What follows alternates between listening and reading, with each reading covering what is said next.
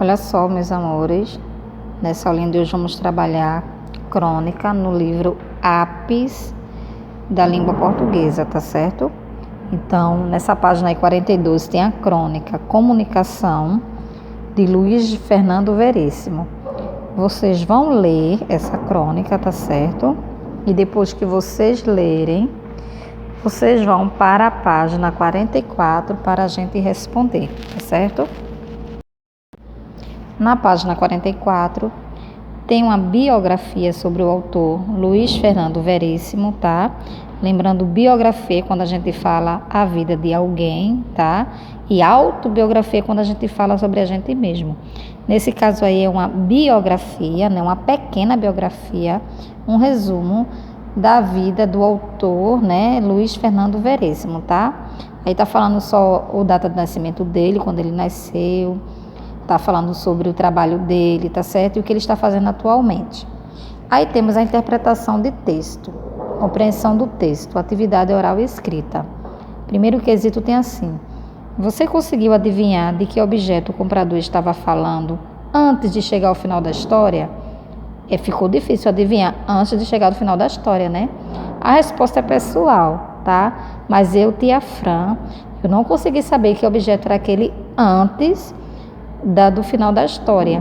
E até mesmo depois do final da história, eu fui saber só o que era alfaiate de segurança realmente quando eu pesquisei e vi que era um broche, tá? Quando eu vi a imagem dele, eu disse, é um broche, tá certo?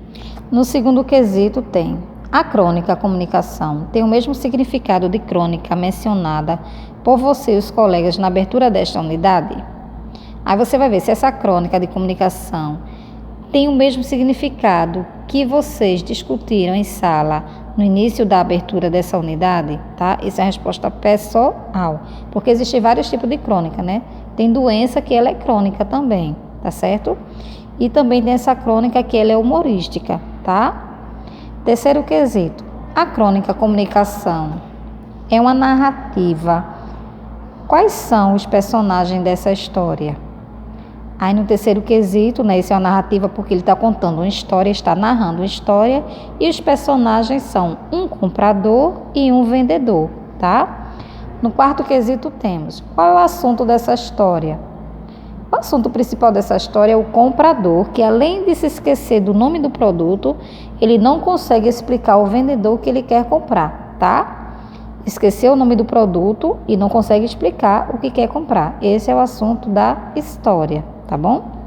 Em que lugar ou espaço estão os personagens? Olha, no primeiro quadradinho está dizendo que eles estão em uma rua bem movimentada. Não, né? No segundo diz que eles estão em uma praça. Também o local não é uma praça. No terceiro quadradinho diz que está em uma estação de metrô. A história na crônica nem fala em estação de metrô, não é, tá? E no quarto quadradinho que ele está em uma loja. Aí sim, tá? Eles estão em uma loja. A crônica se passa em uma loja, tá? No sexto quesito temos os fatos de uma história acontecem em um tempo. Nessa história os fatos acontecem durante uma sequência de vários dias? Não. A circunstância de uma conversa? Sim, tá? Porque o tempo dessa história é o tempo da conversa. O início da conversa e o fim da conversa, tá certo? Então, o período de um dia inteiro, não. E o período de uma noite também não, tá? A resposta certa é a circunstância de uma conversa. No sétimo temos reler o início da crônica. É importante saber o nome das coisas, ou, pelo menos, saber comunicar o que você quer. Imagine-se entrando numa loja para comprar como é mesmo o nome? Marque um X na alternativa que completa adequadamente a afirmação. O início da crônica é contado por um narrador. Esse narrador conta o que acontece na história como se falasse com os personagens? Não. Consigo mesmo? Não.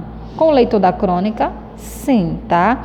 O narrador o tempo todo está falando como se estivesse conversando com o leitor da crônica. E quem é esse leitor da crônica? Somos nós, tá? Você que leu a crônica. Então, somos os leitores da crônica, tá? No oitavo quesito diz, em um momento da crônica, o comprador diz, a palavra me escapou por completo. O que significa a expressão destacada acima? Explique com suas palavras. Uma sugestão que tem é que significa que ele esqueceu completamente a palavra, ele não lembra mais da palavra. Então, se a palavra me escapou, escapulia que esqueceu, tá? Completamente. Então, ele esqueceu completamente o nome do objeto que ele queria comprar, tá bom? 9. Releia esse trecho. Preste atenção nas minhas mãos. Considerando esse trecho, responda: que outra forma de comunicação, outra linguagem, o comprador usou para ser entendido pelo vendedor? Olha só, além das palavras, né, além dele usar a linguagem verbal, ele também usou as mãos. E essas mãos está querendo dizer que ele está usando a linguagem gestual, tá? Então, é a linguagem gestual, que é a linguagem dos gestos, tá bom? Aí coloque aí, a gestual, linguagem dos gestos.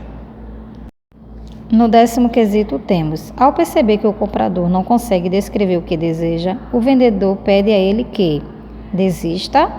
Não. Aponte na prateleira? Não. Mostre com as mãos? Não. Desenhe? Sim, tá? O vendedor pede para ele desenhar o objeto que ele quer comprar, mas ele diz que não é bom de desenho, né? Ele rejeita, tá certo? 11. Copie da crônica pelo menos uma pergunta do vendedor que facilitou as explicações sobre o objeto desejado pelo comprador. Uma das possibilidades é: essa coisa que o senhor quer é feita de quê? A outra possibilidade, quando ele faz a pergunta: ela se move? Ele também pergunta: tem mais uma peça?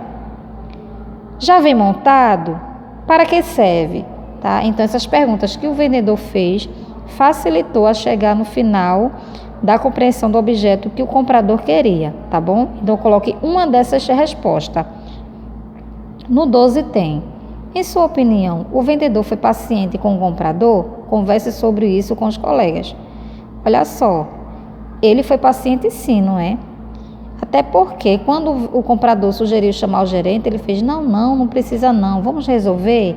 Então, ele foi até o fim, ele foi insistente, ele fez pergunta, ele investigou, ele olhou os gestos, tá? Então, ele teve a maior paciência até chegarem no produto final, né?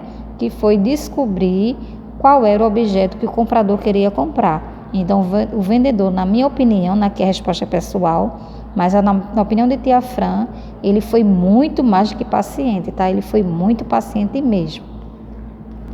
Nessa linguagem construção de texto, tá? Fazendo aí um resumo do que foi aprendido, tá?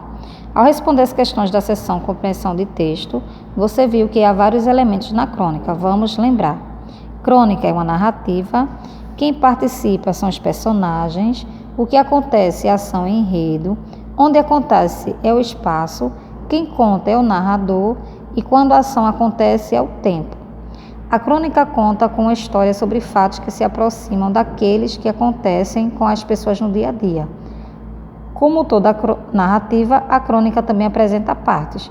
A sequência dessas partes forma o enredo. Veja: situação inicial, complicação ou desequilíbrio, clímax ou momento de maior tensão e desfecho ou final. Aí temos na página 47. Marque um X na alternativa que melhor se refere a cada parte do enredo dessa crônica. A situação inicial foi: duas pessoas se encontram na rua, um comprador entra em uma loja ou um vendedor discute com o comprador. A situação inicial foi: um comprador entra na loja, tá? Então, segundo quadradinho, marcar um X. A história se começa quando o comprador entra na loja para comprar o produto. Letrinha B, complicação. O comprador quer comprar algo que a loja não tem, o vendedor não dá atenção ao comprador ou o comprador não consegue comunicar o que quer comprar. Corretamente está o terceiro quadradinho. O comprador não consegue comunicar o que quer comprar, tá? A complicação está aí, certo? Na letrinha C temos clímax. O vendedor perde a paciência, o comprador quer chamar o gerente ou o comprador não sabe desenhar. Então, a maior parte assim, de tensão que tem o clímax principal dessa história é quando o comprador quer chamar o gerente, tá? Aí o segundo quadradinho. Na letrinha D, que é o desfecho. O vendedor fala a palavra que faz o comprador lembrar o nome do objeto que estava procurando. O comprador lembra-se da palavra e diz ao vendedor, ou o comprador e o vendedor não se entendem. No final da história, é o primeiro quadradinho, tá? Que você vai marcar o X. O vendedor fala a palavra que faz o comprador lembrar o nome do objeto que estava procurando, tá? Não foi o comprador que lembrou, não. Foi o vendedor que falou sem querer a palavra e ele acabou lembrando, tá certo? Então, primeiro quadradinho.